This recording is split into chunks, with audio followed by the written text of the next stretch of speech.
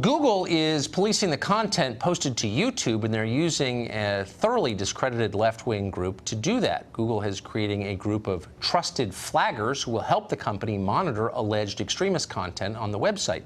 One of those trusted flaggers is not trusted at all. It's the Southern Poverty Law Center.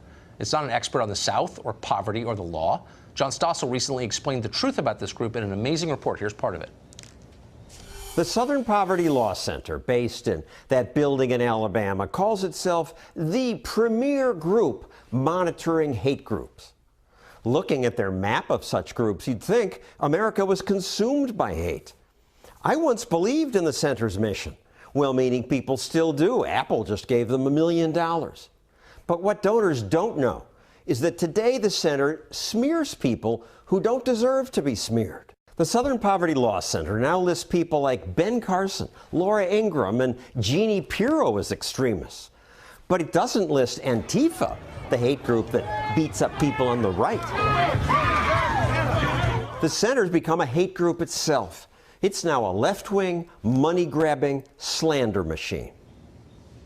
It's a hate group. It is a hate group, too. Let's just be honest about that. Eric Schiffer is a tech entrepreneur, and he joins us tonight. So, Eric, you follow this stuff closely. How did the Southern Poverty Law Center, which is wholly discredited and wholly political, wind up policing content on the most powerful company in the world? How'd that happen?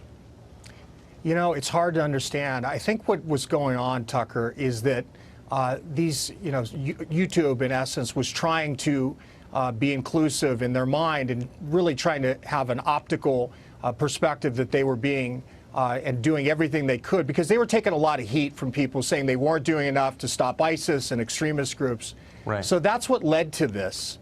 But it's just too far. I mean, I can't imagine how they can have this group. And really, in my opinion, more should be done, and a lot more.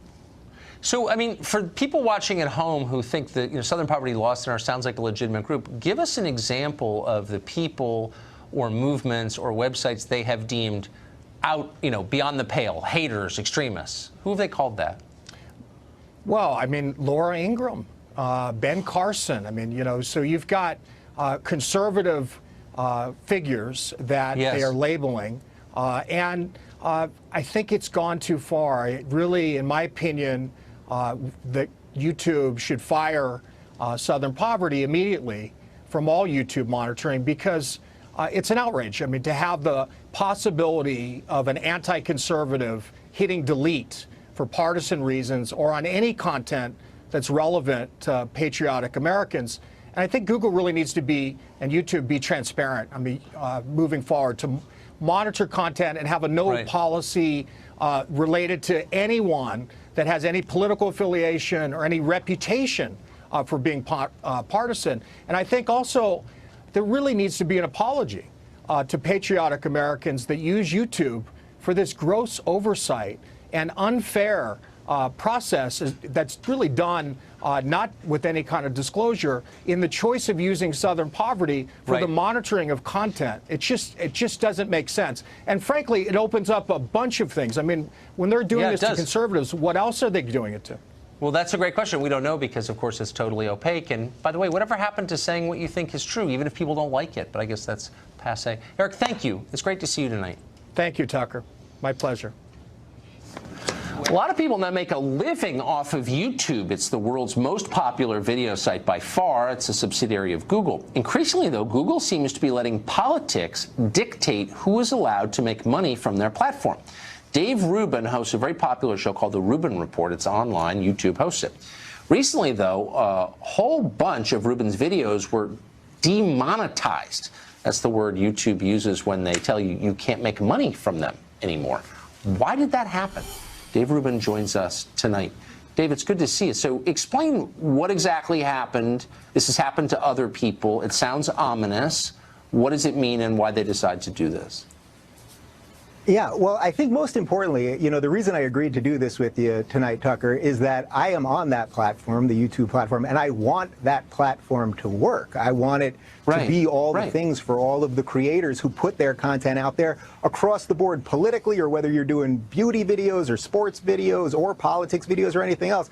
I want it to be treated fairly for everybody and be transparent in what it is. So, you know, the word demon is in demonetized, and I can tell you as someone that's dealing with some of this stuff, that it appears at least that there's some pretty shady stuff going on. You know, look, I don't want to fight Google and YouTube. You know, there's a biblical story of David versus Goliath. I don't want to be Dave versus Google because it probably won't work out as well for me. But my show, we do a talk show based on big ideas, sort of in an old school Larry King-esque style. And I talk to people all over the political map. Many of them are conservative friends of yours. And then I have progressives and lefties. And I talk about religion and science and all of this stuff. And our videos, our back catalog, just lately, I was off the grid, which is where this beard came from for a month. But just lately, our videos, almost our entire back catalog has been demonetized. And I'm talking about videos where we're talking about God and morality, or we're talking about basic stuff about the election, or even today, the video that I posted, one video today, it was with a YouTuber by the name of Phil DeFranco, who's one of the original YouTubers. The guy's got about 6 million subscribers, a really, really interesting guy that I'm sure many of your audience knows. They demonetized that. This is with one of their top creators who's been on there forever. So look, I don't know exactly what's going on behind the scenes, we got a but statement. I know that a lot of their creators are upset. Well, I think that's right. And we got a statement from YouTube, and it contradicts what you just said. They said over 90% of the videos on the Rubin Report are fully monetized. The remaining 10% are not because they contain discussions of adult topics, pornography, ISIS. These are topics which many advertisers find objectionable. What's your response? Okay, you know, I said I don't want to do a David versus Goliath thing here, but I mean, that's just simply not true. I'm telling you right now, as we went to air, I have an iPhone here, it's a very fancy thing, the video that I posted this morning with Phil DeFranco, I can tell you about videos that I did with many people who are mainstream people who appear even on Fox, like Ben Shapiro and Larry Elder, Ayaan Hirsi Ali, who I think is the greatest human rights hero that we have on earth today. I could talk about Bishop Robert Barron from the Archdiocese in LA, where we talked about religion. People I agree with, people I disagree with. By the way, I don't think I'm necessarily being singled out those here. videos have been demonetized? This is an across-the-board problem. Yes, absolutely. The videos and we you have just screenshots, mentioned? so I don't know.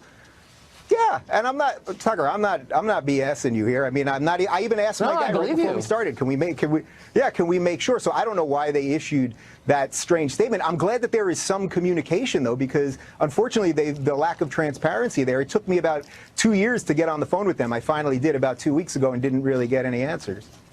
Scary. Apparently, Jason Whitlock got demonetized, too, from Fox Sports, who's a frequent guest and a friend of this show. We're going to get to the bottom of it. Dave, good luck. I mean, we're certainly rooting for you, and I hope you'll come back when you get to the bottom of what's going on. Somebody needs to keep track of what Google's doing, and we hope to do that on this show. So thanks a lot. Thanks. Now he says he's fed up with the modern left's autocratic tendencies and cannot endorse them anymore.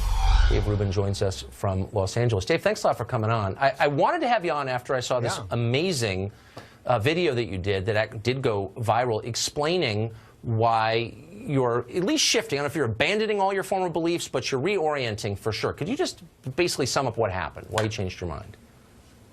Yeah, well, you know, first off, actually, I believe the same liberal principles that I've believed probably since around 1988 when Michael Dukakis was running against George H.W. Bush, and I was in a social studies class where we were having a mock election, and I thought liberal was good. I mean, the issue that everybody's talking about, and by the way, I'm glad that I'm doing this tonight and with you because you're one of the few people in the mainstream that are now talking about this. It's been bubbling up online for quite some time, and the progressive movement is no longer progressive. What progressive would be truly liberal, meaning for the individual, not for the collective, for liberty. I would welcome all your viewers to Google what classical liberalism is. It's about the individual and your right to do with your life what you would like.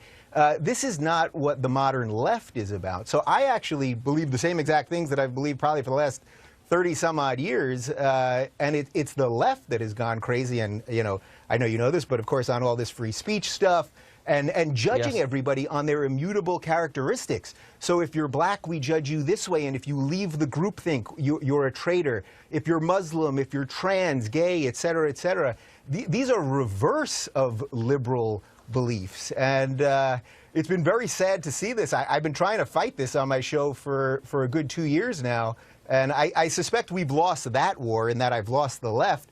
But I see an incredible new center developing where people that are liberal are now lining up and going, wait a minute, I see a libertarian who can come to the same agreement that I have. We can believe the same things, just looking at it through a different political lens. So there's a beautiful moment happening here, but of course it's lost in a big mess of free speech craziness and authoritarian nonsense. Right. Thanks a lot, Dave. I appreciate it.